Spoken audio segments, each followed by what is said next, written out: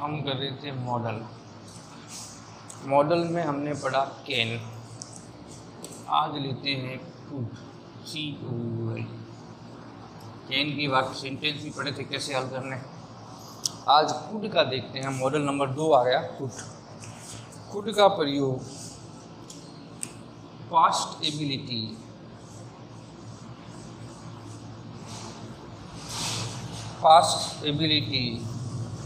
और कैपेबिलिटी यानी भूतकाल की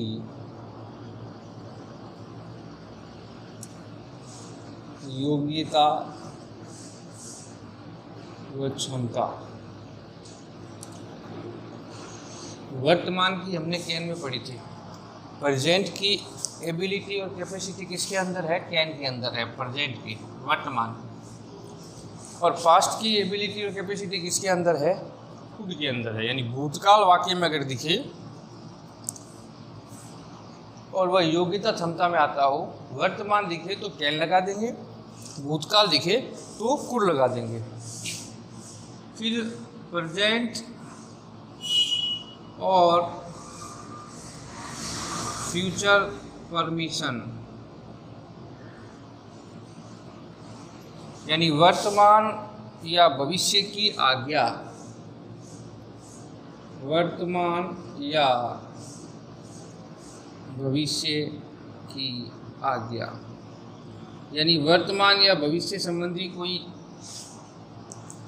संकेत हो, वो आज्ञा दिख रही हो, तो वहाँ पर भी किसका प्रयोग करना है? कुड का प्रयोग करना है। याद रखने की चीज़ें हैं जो आपको याद रखनी पड़ेगी कि पास्ट की एबिलिटी और कैपेबिलिटी या कैपेसिटी के साथ भूतकाल की योग्यता क्षमता के साथ किसका प्रयोग करते हैं? कुड का। प्रेजेंट और फ्यूचर परमिशन अगर है तो वहाँ किसका प्रयोग करना है? यानी वर्तमान या भविष्य की आज्ञा है तो किसका प्रयोग करना है? कुड का। आगे है कंटीजेंट पॉसिबिलिटी। कंटीजेंट पॉसिबिलिटी इसका मतलब आकस्मिक संभावना।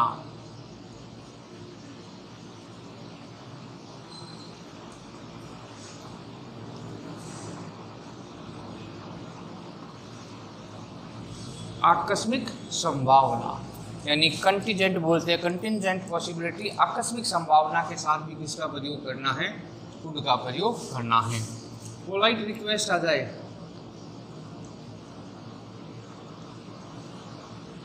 विनम्र प्रार्थना,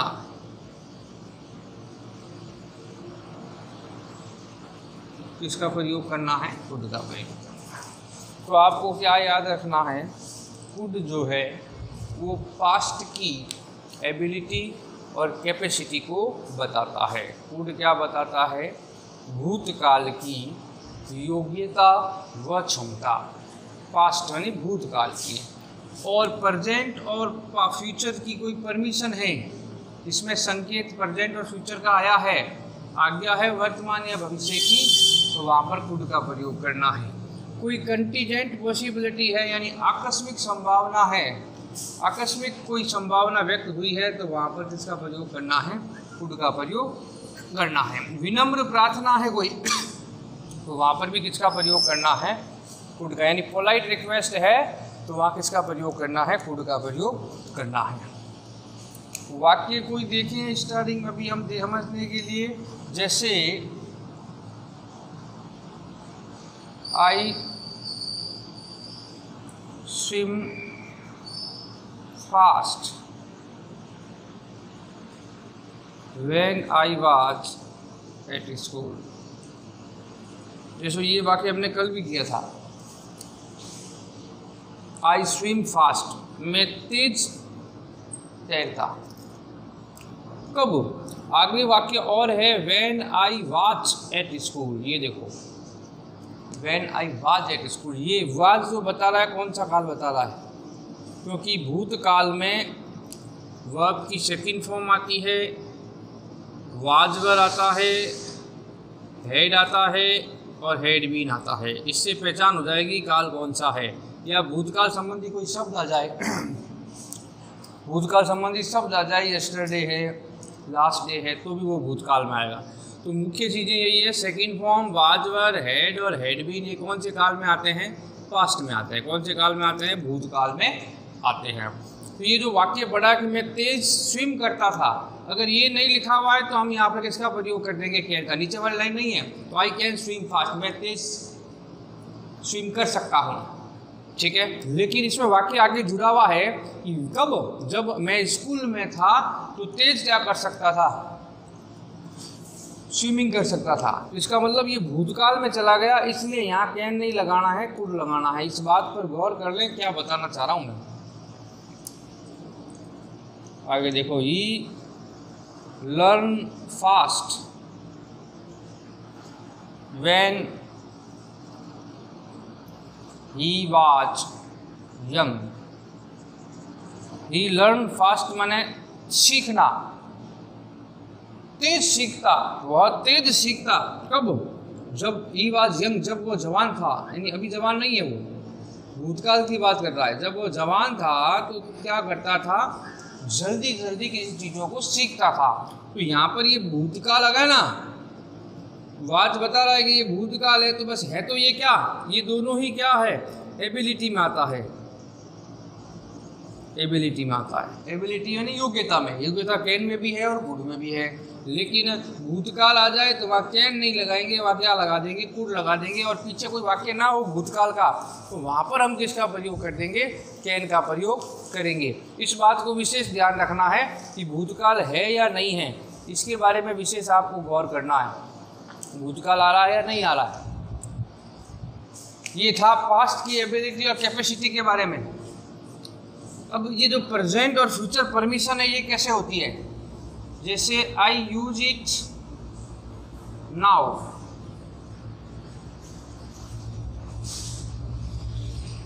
आई यूज इट टुमारो, दो वाक्य दिए हुए हैं। देखो, परमिशन फॉर्मल और इनफॉर्मल अलग हो गई। हमने कैन में पढ़ी थी इनफॉर्मल परमिशन, यानी अनौपचारिक आज्ञा, जिसकी लेने की आवश्यकता नहीं है फिर भी ले रहे हैं। माय डियर हो गया, माय ब्रदर हो गया, या अपने से छोटे से आज्ञा मांग रहे हैं जो लेने की आवश्यकता नहीं है, या बराबर से मांग रहे हैं जिसको लेने की आवश्यकता नहीं है, वहाँ पर हमने कैन का प्रयोग किया। इसमें भी हमने परमिशन लिखा है, इसमें लिखा है प्रेजेंट या फ्यूचर परमिशन आनी चाहिए। तो इसमें प्रेजेंट या फ्यूचर संबंधी कोई शब्द आया होगा। ये नाउ और ये टुमारो, ये दो शब्द आए। देखो, नाउ शब्द कौन से काल में आता है? वर्तमान में आता है। टुमारो कौन से काल में आता है? भविष्य काल में आता है। इस प्रकार आप पहचान करोगे कि प्रश्नवाचक वाक्य आए जिसमें वर्तमान संबंधी कोई शब्द आ जाए या भविष्य संबंधी कोई शब्द आ जाए, तब अपने को प्रश्नवाचक वाक्य में किसका प्रयोग कर देना है? कुड का प्रयोग करना है। Could I use it now, could I use it tomorrow.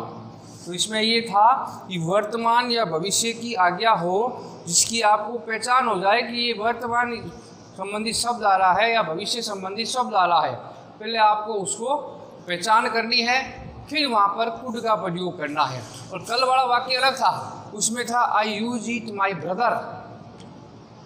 वो अपने भाई से पूछ रहा था या अपने फ्रेंड से, आई यूज इट माई फ्रेंड। वहाँ पर ये जो पीछे जो दिया हुआ हो वहाँ पर अपने को किसका प्रयोग करना है? कैन का प्रयोग करना है, क्योंकि वो इनफॉर्मल परमिशन में आएगा।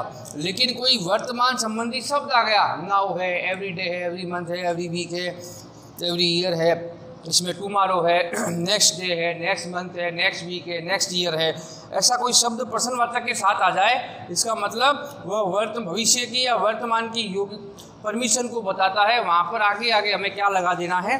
कुड का प्रयोग कर देना है। तो इस प्रकार आप इस नियम को पढ़ोगे कि कुड, कैन और कुड में अंतर क्या आया, और कैन और कुड में जो अंतर है उसको किस तरह आपको पहचान करनी है कि इसमें कैन ही आएगा, इसमें कुड आएगा, इसमें भूतकाल आ रहा है इसलिए कुड आ रहा है, इसमें वर्तमान या भविष्य संबंधी कोई शब्द आ रहा है जिसके कारण हम भूतकाल का प्रयोग, कुड का प्रयोग क्यों कर रहे हैं, या उसमें हम कैन का प्रयोग किया तो उसमें कैसा वाक्य आया था जो एबिलिटी या कैपेबिलिटी को, क्षमता को, योग्यता को बताता था। इसमें भी वही क्षमता योग्यता है, बस भूतकाल का फर्क है इसमें। बाकी के लिए वाक्य कल देखिए।